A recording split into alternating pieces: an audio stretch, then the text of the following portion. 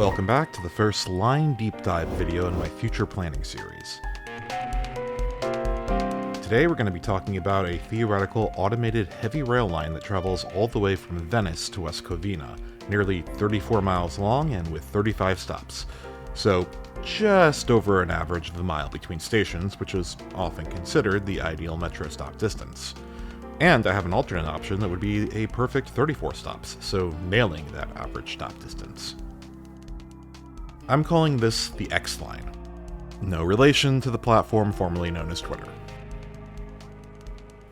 I think this is the perfect line to start with, not just because no version of it really exists in any future metro plans, at least as rail, meaning it's a blank slate, but also because it really illustrates how we should be planning future lines, not just as transit, but as part of a holistic urban renewal vision to transform our cities from car-centric sprawl to a walkable urban paradise.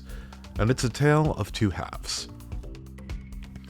The western half of this line, from Venice to Union Station, is roughly a planned BRT route already, considered to have demand worthy of mass transit but not necessarily of rail, at least yet. But it's a corridor with both a convenient wide right-of-way that facilitates cheaper construction along a large portion, and a ton of potential medium-density neighborhoods that are ripe for upzoning and organic growth, while also connecting some crucial high-density neighborhoods. It will essentially encourage what needs to already be happening, concentrating development onto major transit corridors with a kickstart provided by the dense areas already along the line. It's actually not dissimilar to what the Expo line is somewhat successfully doing one corridor to the north. It takes a few denser areas, Santa Monica, Palms, Culver City, Expo Park, and connects them through lower density areas that are finally starting to experience some meaningful transit-oriented development around certain stations. Most notably La Cienega and Culver City, but also Bergamo and a few others. This is happening too slowly and with not quite the right intent. We need to incentivize transit-oriented development to be affordable and aimed at transit riders, massively lowering or removing parking minimums to do so at the very least. But the hope is that similar transformations will happen around stations on the western half of this line via upzoning and organic infill growth, interspersing some single-family home zones with the missing middle of housing density. Meanwhile, the East End is being planned partly on a high-traffic bus route to serve a minimum of existing riders and connecting destinations to draw in more ridership, but crucially will site stations at a number of locations ripe for large-scale urban renewal, mega projects that can essentially create transit-oriented cities around stations. You can see examples of this sort of very targeted urban renewal in places like London, with the Docklands, Stratford, or the Battersea Power Station transforming disused industrial areas to commercial and residential hotspots. New York, with Hudson Yards doing the same. And even a bit of a less targeted and less speedy version here in LA with the Arts District downtown. And Norwalk is planning to do a renewal of their downtown and a closed juvenile detention center. Meanwhile, a deficient version of this is also happening with the shuttered El Toro airfield in Irvine. While they are building some missing middle housing, they're doing it in a very car-centric manner, vomiting out suburban housing subdivisions.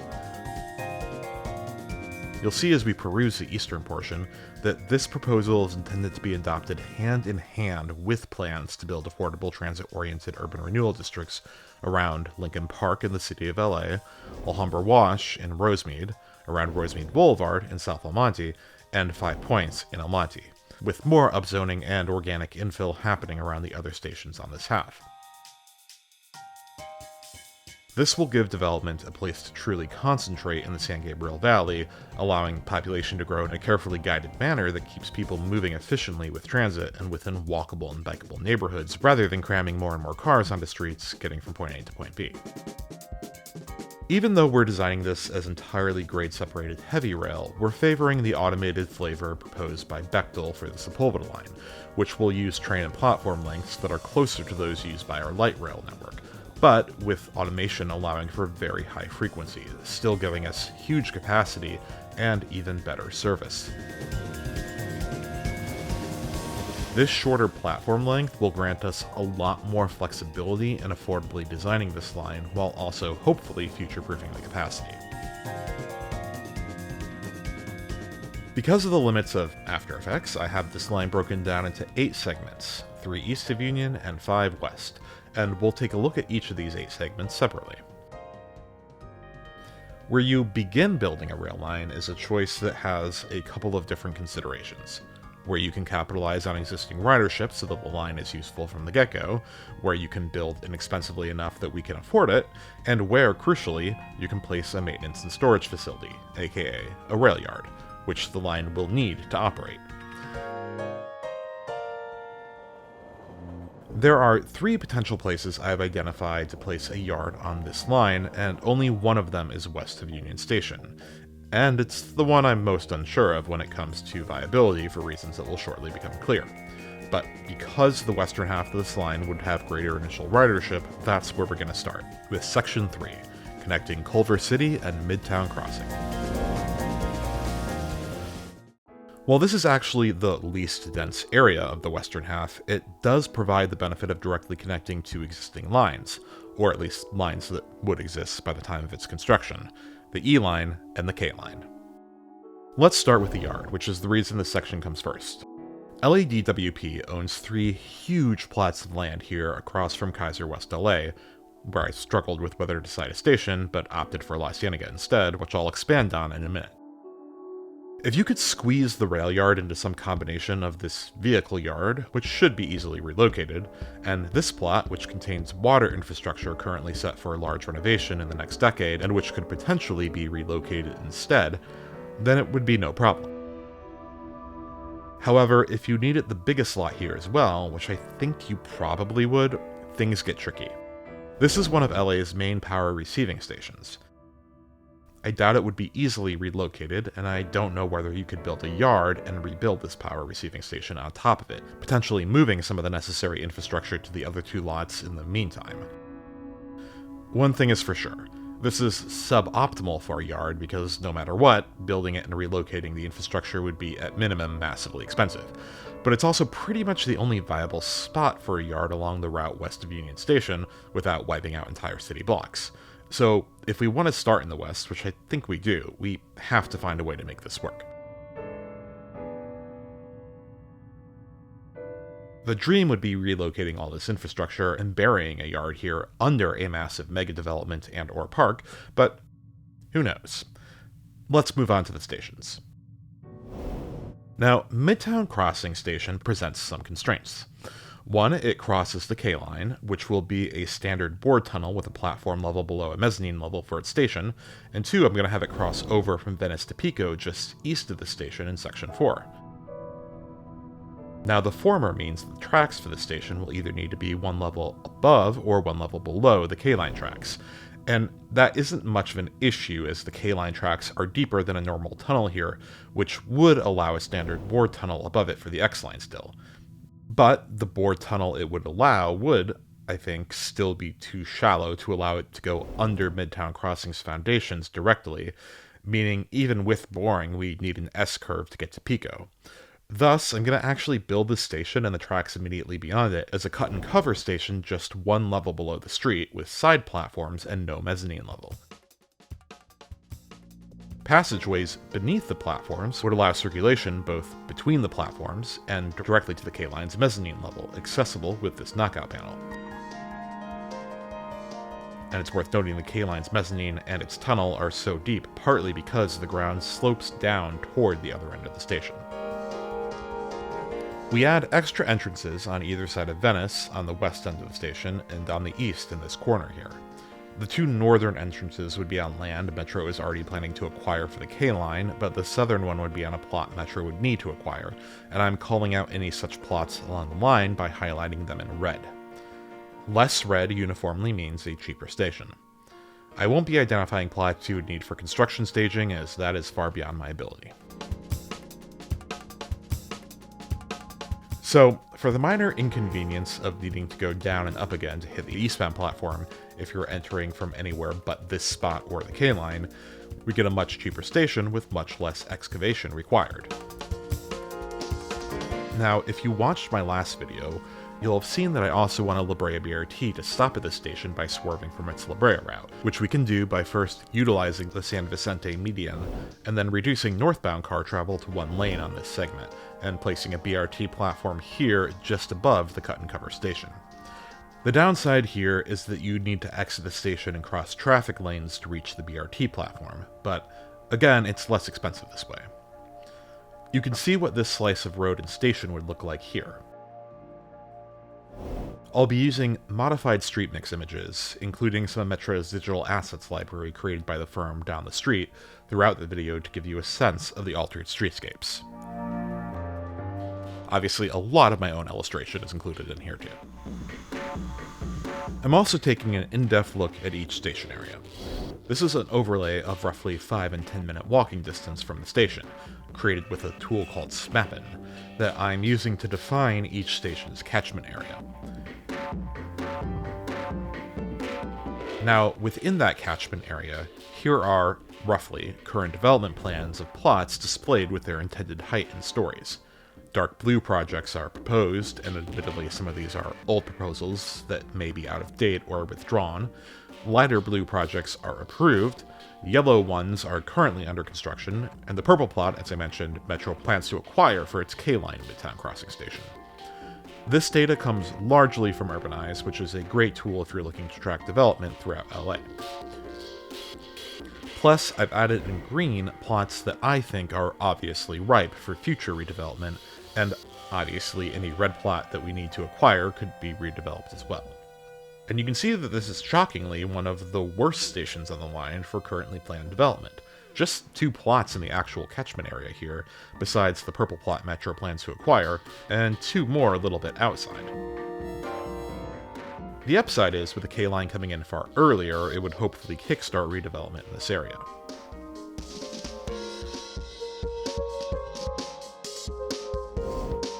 Let's continue with Section 3, moving west. Venice is extremely wide here, with multiple frontage streets on either side in some areas even, so we're going to utilize that width and have the tracks emerge from the cut and cover station into a trench just below street level. This will allow our full grade separation as intersection roads can pass cleanly overhead and enable an easy crossover just outside of the station, necessary as this will be the end of a phase.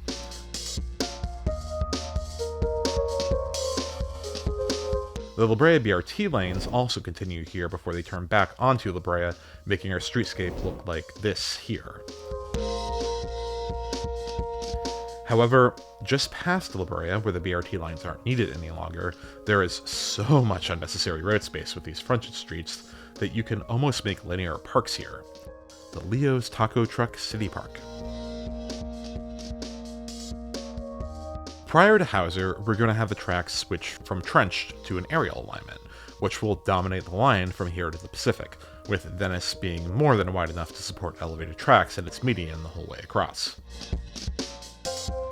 We can build another crossover for the station at Hauser, easier to build inexpensively as this is elevated and not excavated, and we can acquire these 2 plots for catty corner entrances with our station area streetscape looking like this. Here's a look at the 5 and 10 minute walkability from the station and the planned development in and close by this catchment area. Still not much, but slightly better than Midtown Crossing. However, this is an area ripe for upzoning, and with a lot of obvious redevelopment potential right on Venice for mixed users that can really improve this neighborhood's walkability, and more missing middle upzoning that can happen all around. As we continue elevated in the median of Venice, let's take a look at a slice of our average elevated guideway section. The existing median is already something like 4 feet longer than necessary, so you could theoretically alter none of the current streetscape beyond replacing the median trees with this train, but I'm going to make these friendlier streets anyway. Bike paths everywhere, more pedestrian space, and making Venice less of a 6-lane freeway. Then of course we come to our yard, which I am very optimistically placing over the power receiving station with an elevated Y to it here. The next decision, as I previously mentioned, was whether to place a station at the hospital here or at La Cienega. But comparing the potential catchment area of the two, the hospital is still in La Cienega's catchment, and you don't gain a ton putting a station at the hospital, but you lose more not having it at La Cienega, so La Cienega it is. But first, we have to cross the 10. As much as possible, I try to avoid elevating a new bridge over freeways that would be significantly more expensive than bringing them under if possible. If my math is right, we have more than enough room here to bring the alignment at grade on either side of the La Cienega and Cadillac crossings, and dip below the 10 using car lanes, closing off the ability to access certain ramps from the other side of the street, a sacrifice that I at least am willing to make. You can see the reconfigured car lanes here, taking this property for a replacement ramp connection to the eastbound 10 from the southwestbound Venice lanes.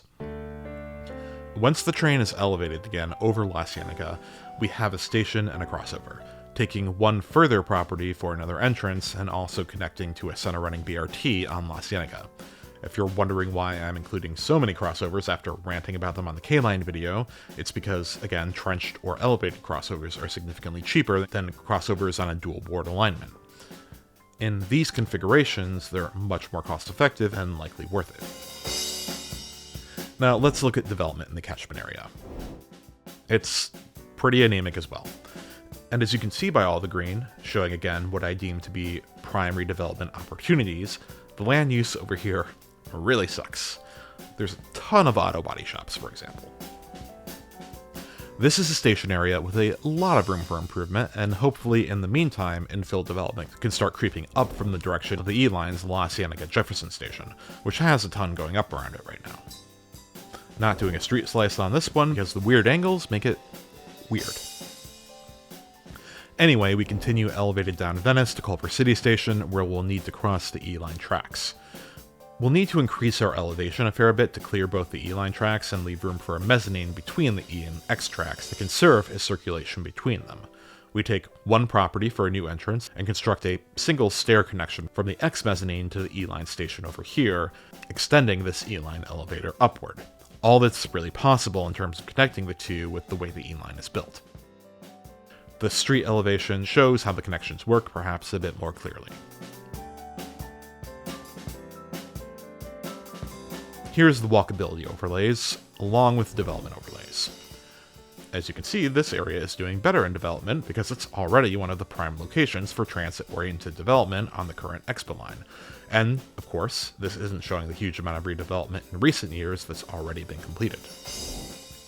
And that's our 4-station initial operating segment. Turning on the catchment overlays, we can see how much of this route will be an easy walking distance of stations. From here, we keep moving west, chasing good ridership for more of a cheap, elevated alignment. Section 2 spans from Culver City Station to Sepulveda, adding 3 new stations and connecting the Expo line to the Sepulveda line's future second phase. We bring the tracks down to normal height again after the E-Line, and the next station is sooner than you might think, at Hughes, taking these 2 properties for entrances. This is because, while the Culver City Station serves a ton of new development at Culver Junction, it's still over a half-mile walk to the traditional part of downtown Culver City here. And there's a ton of dense housing just north in Palms. And as you can see with the current catchment overlay and development overlay, a lot more is coming in. So I think this area merits a station. Another station at Overland is more obvious, as this also serves dense neighborhoods and, crucially, Sony's lot just to the south. I have it taking a property to the north for an entrance, and I show it with an entrance to the south, but throwing up the development overlay, you'll see that this property already has an approved 7-story development on it, making this south entrance more unlikely. The catchment area is a little blunted by showing Sony as gated off, which it is unless you work there, but still has some decent developments within it. Finally, we have a station on the east side of Sepulveda, where I'm assuming a Phase 2 Sepulveda line station, also using Bechtel Automated Heavy Rail, is sited. You can see here that I've taken an empty lot to the northwest and a 7-Eleven to the northeast for entrances and vertical circulation. Circulation is slightly complicated, but you can see that there are 2 stair escalator connections and 1 elevator connection between respective mezzanines behind faregates, and 1 elevator connection on the other side of faregates. Here's a street slice of the northeast side to make it perhaps a little bit more intelligible.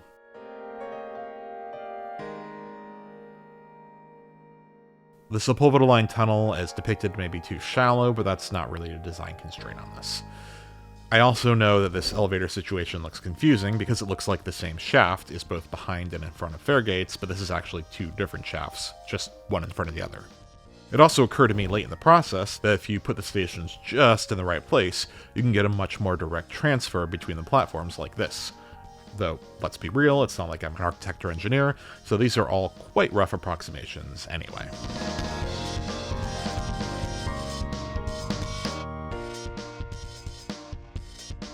If we look at the catchment area and development overlays, there's only a little development, but a ton of opportunity right next to the station. Looking at the catchment areas for the whole section, we can see coverage for most of the dense area along the corridor. Moving along to segment 1, we dip under the 405 exactly as we did with the 10.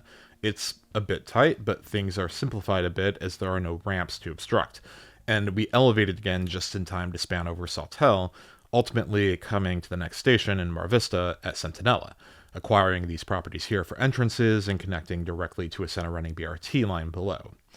Part of me wanted to site the station a little further west to better serve this dense cluster. You can see a lot gets missed on the catchment overlay, but I opted for the BRT connection instead. It's still a relatively short walk from the station to here. I lived 15 minutes from Hollywood and Vine Station for over a decade, and I still did that walk constantly, even though it was technically out of the traditional 10-minute walk catchment range. Development-wise, there's not a ton planned right now, though it's worth noting that a lot of development around here was recently completed, and there is a decent amount just outside the 10-minute catchment to the south. Anyway, the next station is at Lincoln. This one is complicated because we'll have a C-line extension at this point, hopefully on Lincoln. Left to their own devices, I could see Metro designing that at grade, but in my plan, it's aerial. That means this station for the X-line needs to go even higher again. After a normal height crossover, I had this climbing to a high aerial station utilizing these three properties rather than building it over the road, which will facilitate easier construction and allow the entrances to be directly underneath, with a direct connection to the C-line platforms as well. Here's a street slice showing a bit of that connection.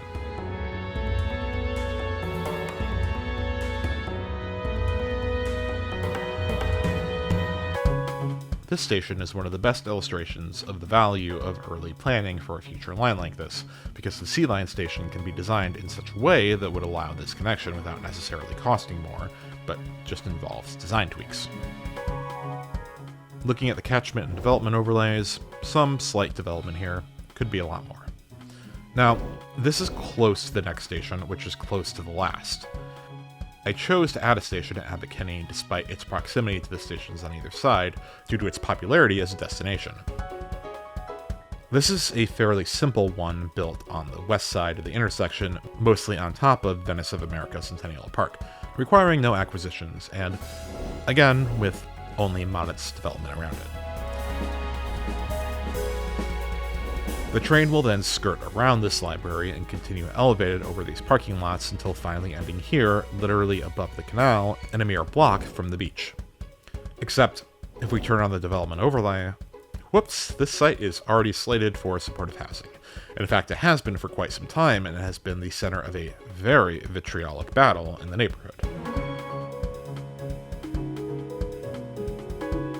If the residents do ultimately succeed in killing the housing project, which would be a shame, this station could at least be sited here looking something like this on the street slice.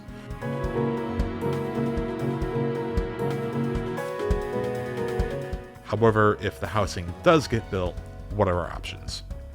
Well, you could ultimately nix the idea of stations at both Abbot Kinney and Venice Beach and just build one here instead, meaning that we'd have 34 instead of 35 stations on this line. Or you could push the Abbot Kinney station back to the intersection, which would allow the line to veer off onto Grand and build a station at the Circle, or even the post office here if you relocate that.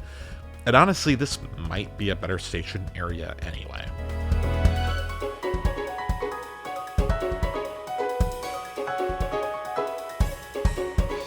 Pulling back to all of Section 1, you can see the overlapping coverage past Lincoln and the sparser coverage east of it. Venice in particular should be a huge focus for new development with this amount of station access, and there's a lot more room for growth in Mar Vista with the Sentinella station at its core as well. We can't go any further west, so instead we head back to Midtown Crossing and go east. Things get much costlier with Segment 4 here, as this will transition to Pico, and its width will require it to be underground here, and it's going to remain underground for quite some time. So once the tracks cross above the K line, we'll continue in cut and cover from Section 3 until the tracks have descended a bit, where we'll begin a traditional dual bore that will S-curve over to Pico. This is a 5-station segment, and all stations will be traditional dual bore with an excavated station box, meaning that this is a traditionally expensive portion, but it will be serving a very high-density part of the city. Because of this density, I've chosen a short half-mile station spacing for the 5 stations between Arlington and Alvarado, choosing to locate a station at Arlington at the southern edge of K-Town because there is enough density over here and we can upzone further around this station. A simple station box spans the intersection with an entrance on this property here with no crossover. Also, for the record, all one-entrance stations like this would include emergency-only exits as well, onto sidewalks for excavated stations or below the elevated ones, but I'm only actually showing those in Section 5 when we get to the single-bore stations. With catchment and development overlays, there's not a ton happening right around here development-wise yet, but upzoning can help that. Western would live on the west side of the intersection, with a second entrance popping up in the platform of a center-running BRT line on Western. And I'll actually show a street slice of Western looking south and the BRT here instead of Pico, as this would reduce Western to one standard travel lane in each direction at best. So instead of that arrangement, I've gone ahead and wholly closed off Western to cars. Cue the backlash. With the overlays, you can see a lot more going on development-wise around here, with a lot more obvious potential for larger developments.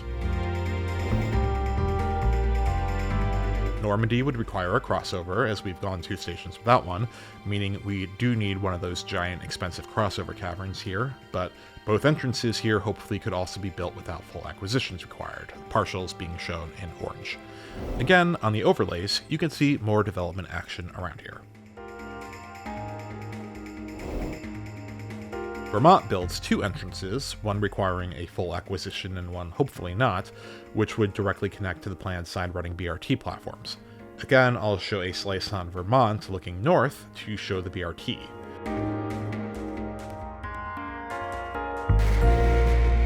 Overlays on, you can see we're starting to get some seriously good development over here. Now, at Alvarado and Pico-Union, this will cross over the Vermont heavy rail line, which would be built first, meaning we've got to build this boy deeper or shallower. But that first begs the question of what the Vermont rail line is. I have it also as Bechtel-style automated heavy rail in my plan, and especially as it will need to travel beneath the B&D lines one station up, I've opted to make it a deep single bore here, utilizing an offset station structure Bechtel suggested was possible in their initial technical proposal for the Sepulveda line, where you offset the alignment of a single bore on either side of a small central excavation shaft, allowing a single platform to exist within the bore on either side of the central shaft, which is the only part where the platforms would overlap. This massively reduces the excavation footprint, requiring only exits to be excavated at the ends of either platform along with that central shaft. However, in this single station, we're also going to excavate a little past the central shaft to allow the X line to go above the V line tracks, connecting together like this. Note that the single-bore tunnels I erroneously show on the map as around 47 feet in diameter, where on the street slices, like this one looking east on Pico, they're shown as the correct 39-foot diameter, just wide enough to fit 2 tracks and a single, relatively normal-sized platform. In the next section, where there's more, they'll be the correct size on the map. There's also an expensive crossover on the X-line here, as this is the end of a phase. Now, with the overlays, you can see that there's a lot of activity north of the station, more within the D-Line's catchment area in Westlake, but there's a ton of opportunity down here in Pico-Union as well. Pulling back, here's the Section 4 coverage. And if we add coverage from the D line, the V line's Vermont Adams Station, and the 4 BRT-only stations in the area on my plan, we can see that this part of town is nearly blanketed with rapid transit coverage, befitting its density and its potential to densify even more.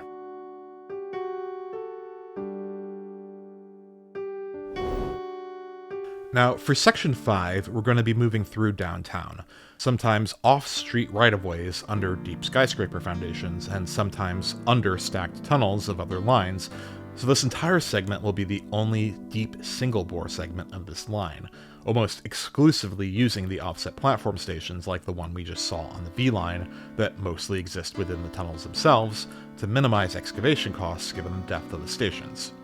Like Section 4, Section 5 consists of 5 stations, with the first at the current A&E line Pico station, which I'm renaming South Park since this line will stop at it too and this whole line travels on Pico. Let's look at that station first. Now, Metro has the station's grade separation on the docket for 28 by 28, more or less, but hasn't actually discussed what that looks like, and frankly probably can't get it done in time if they don't even have a design for it yet. But in the past, the 3 options they've looked at includes one that stacks another platform beneath the current at grade 1, with southbound A&E line trains underground and northbound ones at grade. So not fully grade separated still, but better. I found this design intriguing, so I went with it, with a new underground platform visible here. Meanwhile, the X-Line would travel below this, with a very unique layout. Because this station will likely be insanely busy with this incredibly dense neighborhood and the convention center here, I don't want to force people coming from the convention center to use the eastbound platform to circulate to the westbound platform. Luckily, if we make an unusually low mezzanine, these tunnels have just enough space for a roughly 10-foot wide passageway within the tunnel above the tracks on mezzanine level, relieving a lot of likely overcrowding from people passing through the various ends of the station. So we wind up with a convention center entrance, a main entrance here, and direct circulation to the A&E line platforms over here, which you can see on this street slice. And a street slice from further back shows the central shaft. And with the overlays, whoo boy! South Park remains one of the hottest development neighborhoods in the city, if not the hottest, so this, unsurprisingly, is perhaps their station with the most nearby planned development, including, fun fact, what I believe is the tallest of all the currently planned towers at 70 stories. Oh, and since this is a single bore, we can construct crossovers at every station again easily within the tunnels. After South Park, the line dives another 30 feet over 2 blocks to hopefully clear the foundations of the buildings it's about to duck under, continuing to dive as it swerves off the street until it's a full 100 feet underground near Santee Alley. Because of the depth, we're going to build just a single revenue entrance for this station, a block and a half from the actual start of Santee Alley, where most of the vertical circulation can sit in the main shaft, and have just small emergency-only staircases under sidewalks on the sides to minimize excavation and acquisition costs. This looks rather confusing on the overhead, but a little bit more intelligible on the street slice, which shows only the central shaft, not the emergency exits. Our overlays show again that development around here is high, which isn't surprising considering we haven't moved far. I've opted for extremely short station spacing in downtown, as that has been Metro's MO in downtown thus far. For the next 2 stations, I've decided to swerve the line back over onto Main, with the first at Gallery Row. Gallery Row Station is the exact same station design as Santee Alley, just rotated 180 degrees and angled a bit funny so the emergency exits both emerge onto sidewalks. Overlays on, development again remains high. Then we dive even deeper for a station at the Toy District, which sounds much more fun than Skid Row, which dominates the nearby area. Now, because of the extreme depth of the station, I'm siting it under a parking lot for easier excavation, and am putting the revenue entrance fully within the central shaft, thanks to not being under a street, and will again only excavate extremely narrow emergency exits at the far edges of the platforms to keep the costs down. And I'm doubling the amount of elevators and making it a single elevator ride down to the platforms, so you don't have to spend half of your life descending 8 escalators to get to the station. Again, deciding it off-street allows us to do this.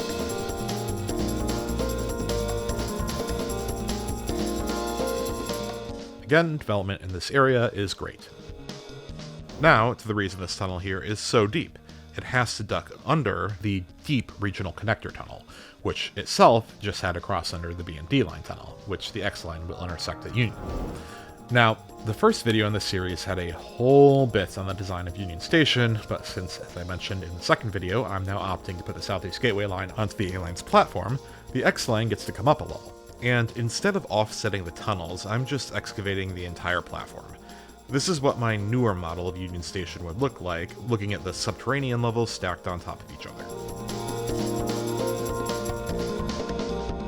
The X-line still gets a direct elevator connection to the A-line and has an emergency-only exit over here as well. Showing an elevation profile of Union here is not the easiest due to the B&D line's 45-degree angle, but I've done my best. You can see the walkability overlay a bit cut off here, and there's not a ton of development around Union unlike the rest of downtown. Phase's catchment areas are all seen together here, overlapping. But we probably want this phase to encompass the entirety of the single-bore segment, so we're going to take it under the Alhambra sub, where it transitions into cut and cover under the mainline tracks, which we will of course electrify. This includes an underground cut and cover junction potentially, by far the most feasible of the line's 3 yard options.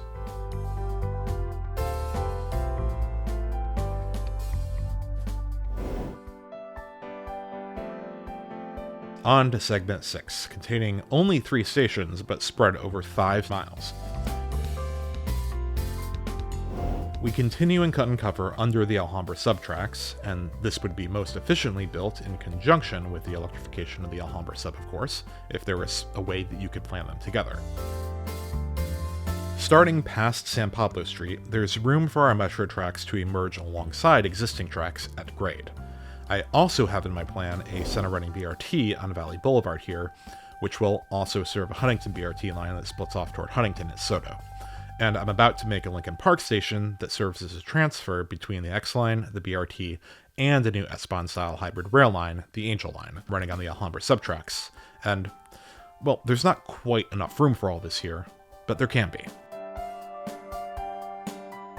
So, let's play a game of good news, bad news. The good news is the station will be built at grade, making it probably the cheapest on the whole line.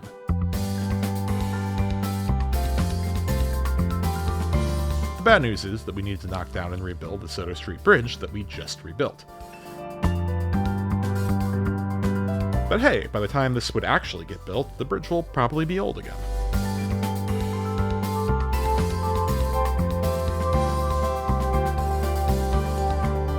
To have the space for 4 Alhambra subtracks, 2 service and 2 bypass, with a center platform, metro tracks with a center platform, 2 eastbound car lanes, 2 BRT lanes with a center platform, and 2 westbound car lanes, you need to take some space from these properties here, as well as some on this property to relocate the Soto access road a little further down past the platforms, which the Huntington BRT will need to turn on.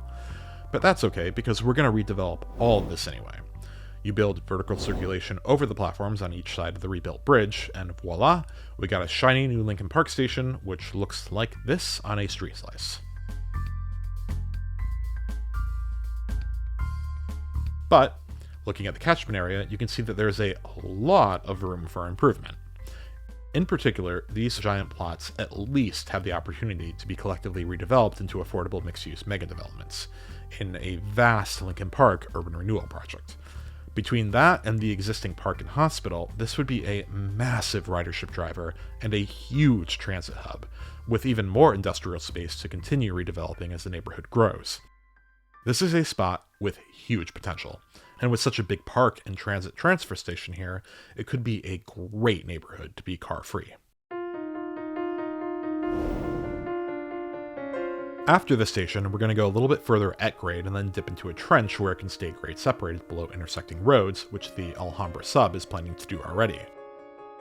We'll lower the level of the X-Line trench tracks until they're below the Alhambra sub-level, and then bore underneath to a Cal State LA station that can connect with the existing Metrolink and BRT station.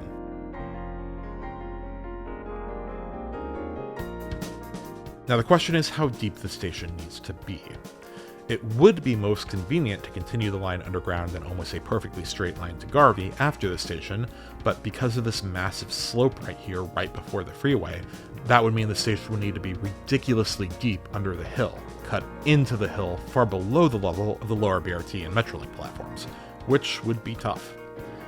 After realizing just how deep this would need to be, I'm opting instead for a much shallower station that punches out of the hill on a level grade to elevate over the freeway with expensive bridges, which would probably require closing off the HUV ramp from the 710 to the 10 East, but that's not a huge deal, and maybe requiring lowering the non-HUV ramp for the same connection, and punch the X-line back into the hill here. That CSU LA station would look like this, the platforms on the same level as the Metrolink and eastbound BRT platforms, although requiring vertical circulation to access them.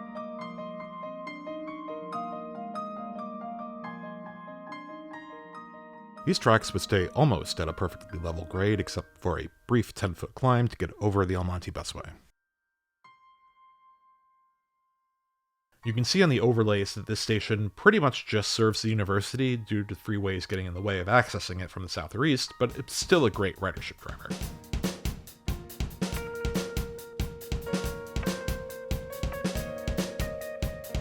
Afterward, the tunnel emerges in the median of Garvey, and it will continue in an aerial alignment for the remainder of the line. We'll site the third and final Segment 6 station here, with 3 entrances and a bunch of acquisitions that we can develop. And on top of it will be my Q-line station that travels down Atlantic, which would probably be built after this line, hence I'm making that one higher. This station, like all on Garvey, would be built using supports on either side of the road due to street width here, looking something like this.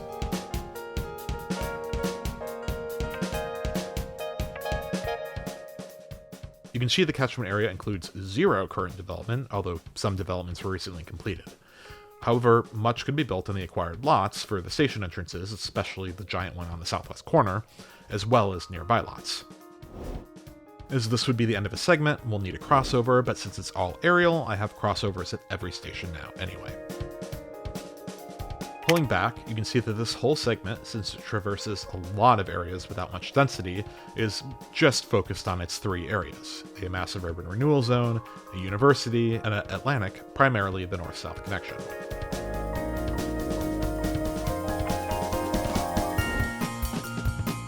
More density and opportunity for density will get hit as we progress to the 7th segment, which will appropriately have 7 stations, the largest segment by far. The spacing of major cross streets can be weird on Garvey, but I ultimately opted for stations on Garfield, New, San Gabriel, Rosemead, Santa Anita, Peck, and a little past Valley, with respective station spacings of roughly 0.65 miles, 0.85 miles, 1 mile, 1.5 miles, 1.3 miles, 0.7 miles, and 0.9 miles. Garfield is pretty straightforward and just takes 1 vacant property for an entrance. There is a development in its catchment area, but a lot of upzoning potential. Next, New takes 1 property for an entrance as well, and has 2 developments possibly coming in, one annoyingly very low slung, while arguably having a lot more redevelopment potential. But San Gabriel is where the real fun starts. This is where the fun begins. This creek is the Alhambra Wash, and I've got a station sited just over it with 2 entrances on this vacant property here in the intersection corner. But just to the west of that is a giant paved desolation, formerly the LA Auto Auction, and an obvious spot for a 3rd rail yard, if it's needed. If this was a rail yard, I would bury it underneath a massive mega urban renewal redevelopment that could include these adjacent properties and create a giant affordable mixed-use urban transit village around a new park, our 2nd mega-scale urban renewal project. You can see that in the catchment zone overlay, there is an insane amount of potential for some urban reimagining here, especially if we turn all of these strip malls into giant mix-users, ideally containing the same grocery stores. And it's ideal that the one development already going in here is 8 stories, which will hopefully start a trend. But there is almost no way the auto auction site would make it all the way to this line's construction period undeveloped. So the question is, if they had a long-term plan in hand that included this line and Metro determined that the slot would be needed for a yard, would they acquire the property now? You don't want to leave this undeveloped for so long, so would Metro enter a development agreement that included leaving a large ground floor cavern for an enclosed yard to be added? Does that make any economic sense? At the very least, a long-term plan including this line could allow the city of Rosemead to adopt a specific transit-oriented development plan for this area that directs this large-scale urban renewal, requiring the outer lot to be redeveloped into something huge and dense instead of a housing subdivision, something we're going to deal with at our next station. If I were on the city council in Rosemead, I would create a zoning plan for this part of Garvey now, because they do know that a VRT line will at least be stopping here shortly, one that this X line would eventually replace, and that should be enough of a kick in the butt to turn this into a giant urban renewal zone.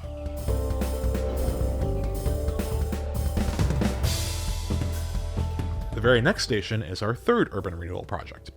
Not only will this have an X line station, but it'll also connect to a double-height L line station over it. I'm operating on the assumption that the Rosemead BRT would be converted to rail after the X line is built, which would look something like this.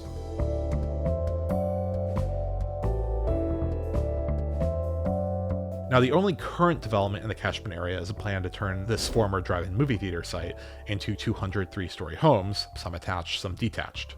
It's better than a standard single-family subdivision, but that lot, I feel, has so much more potential, along with this entire area.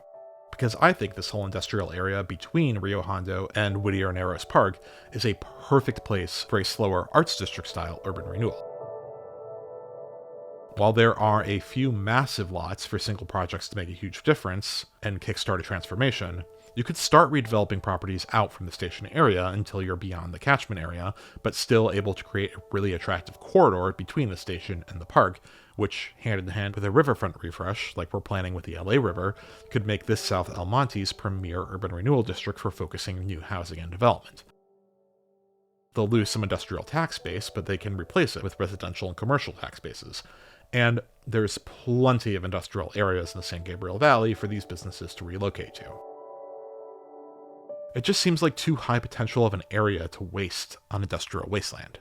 Again, with 2 BRTs planned to go in here, there's just no reason to wait on this. We can rezone this now.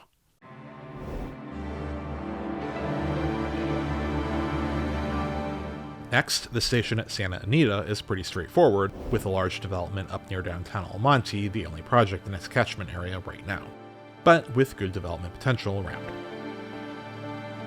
Then comes a station at Peck, which I have connecting to a center-running BRT on Peck, with only 2 projects in the catchment area, but again, with a lot of nearby potential. And finally, we come to this segment's last station, my massive new 5-point station, and our final major urban renewal project. This will serve 3 Metrolink regional lines, 1 Metrolink hybrid line, 1 Amtrak intercity line, 1 BRT line, and of course, the X line, and looks a little something like this.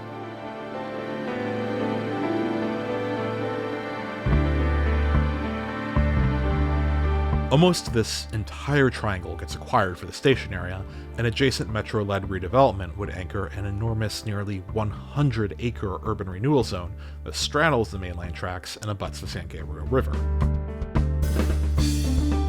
This would be a particularly potent transit-oriented development because the multimodal station allows for so many direct connections, and fast connections at that. This could become almost a second downtown for El Monte, with maybe a park here on the river, although annoyingly some of this is city of industry land, meaning that they'd have to play ball too.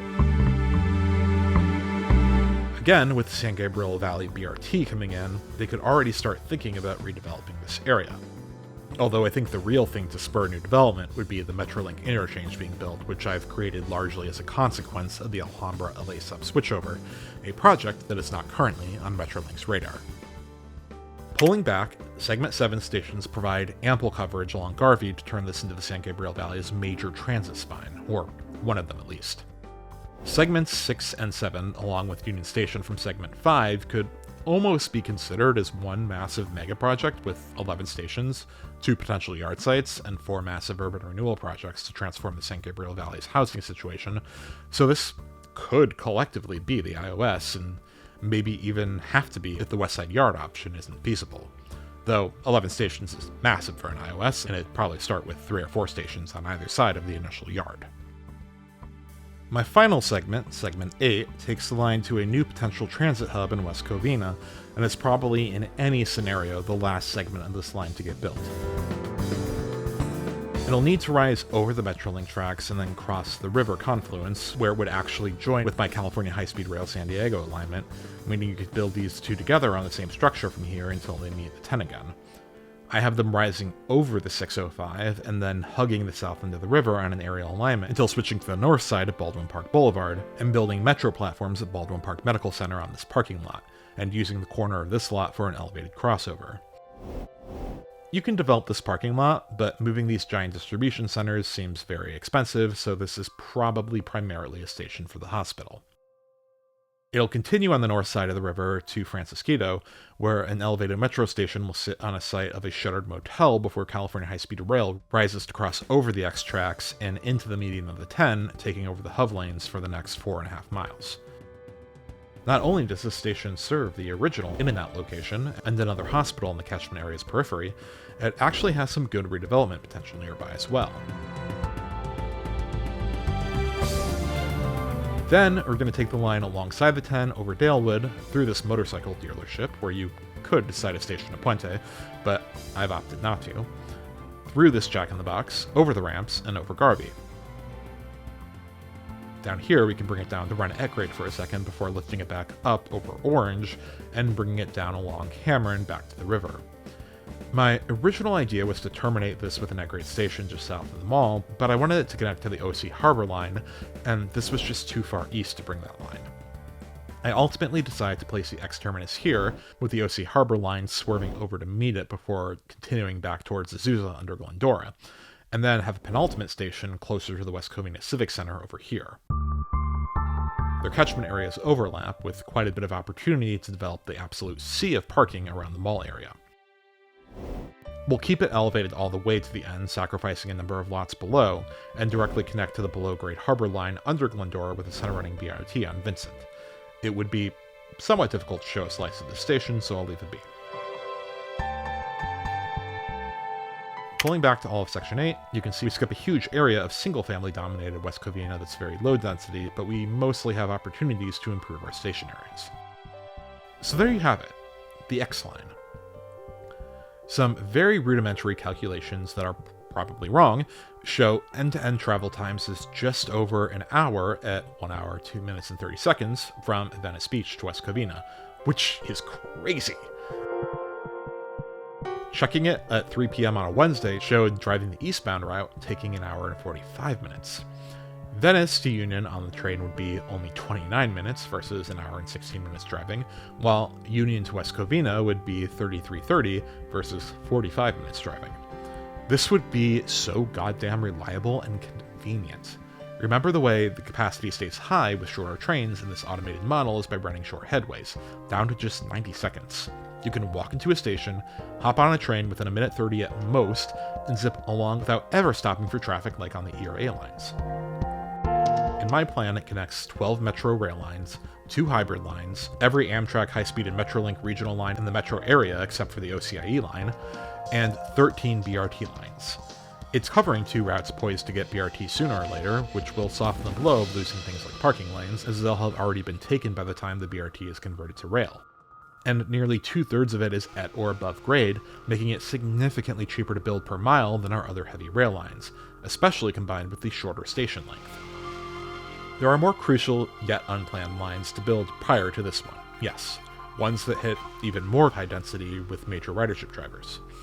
Ridership on the west side of the line with today's development level would be healthy, but ridership on the east side with today's development level would prove a bit anemic for heavy rail.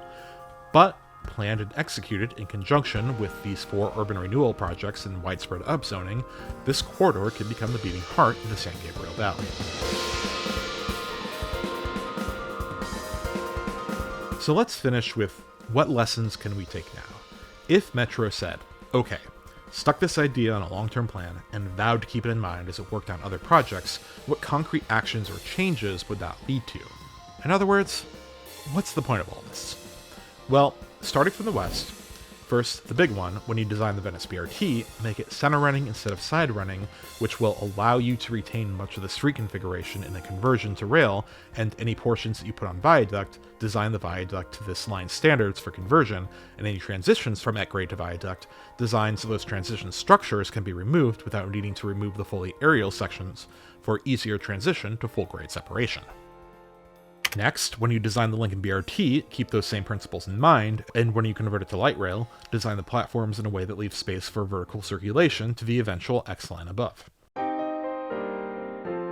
Next, stand your ground on elevated rail throughout the city. We really need to get people used to this idea and convince them that elevated rail is not the apocalypse. It's actually totally fine. Like, bus people over to Culver City and have them sit under the E-line having dinner. It's fine.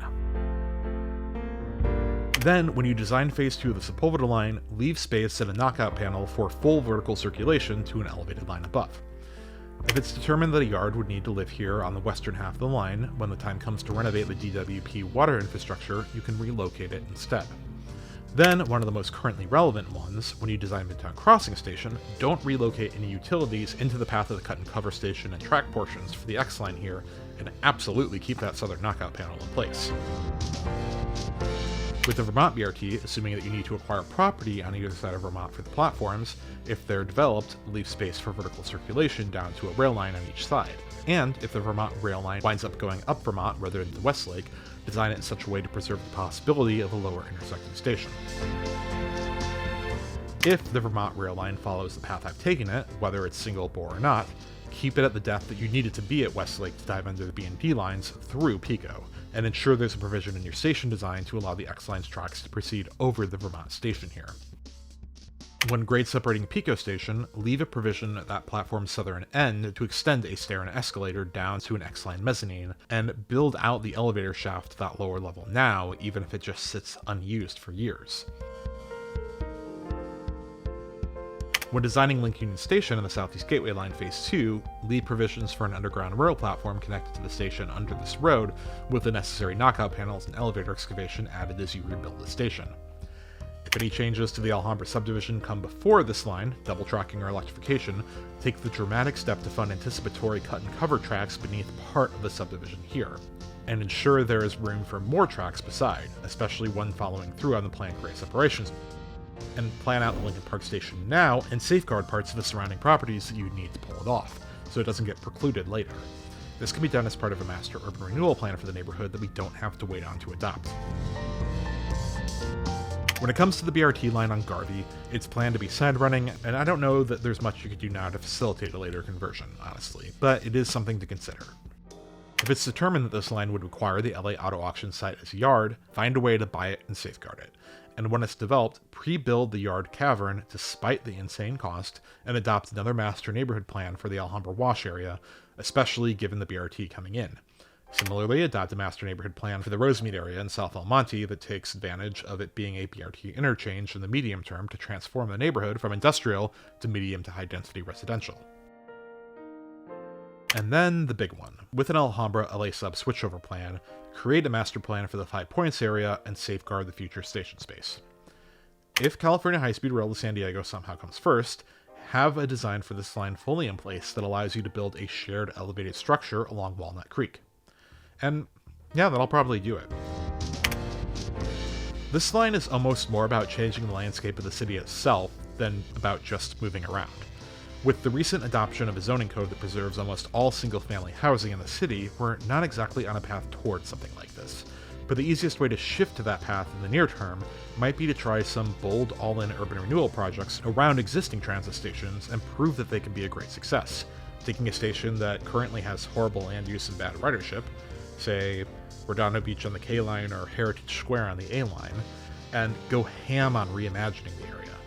You can even use Heritage Square as a proof of concept on capping freeways with parks to connect the neighborhood and block out some fumes.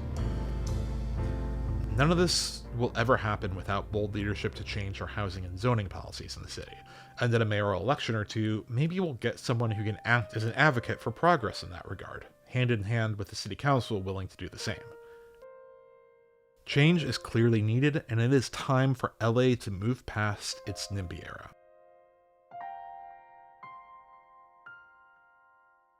After a pretty consistent cadence, this might be my last video for a bit as I focus on other things for a while. But I will eventually be back with more videos in this future planning series that similarly focus on individual lines. Some options for the next video are the full combined T-line, my C-line extensions, the converted G-line with the R-line, or either end of the K-line, which will probably each need its own video. Sound off on your preferences in the comments below, and feel free to choose another line for my overall plan even if I didn't mention it. Until next time.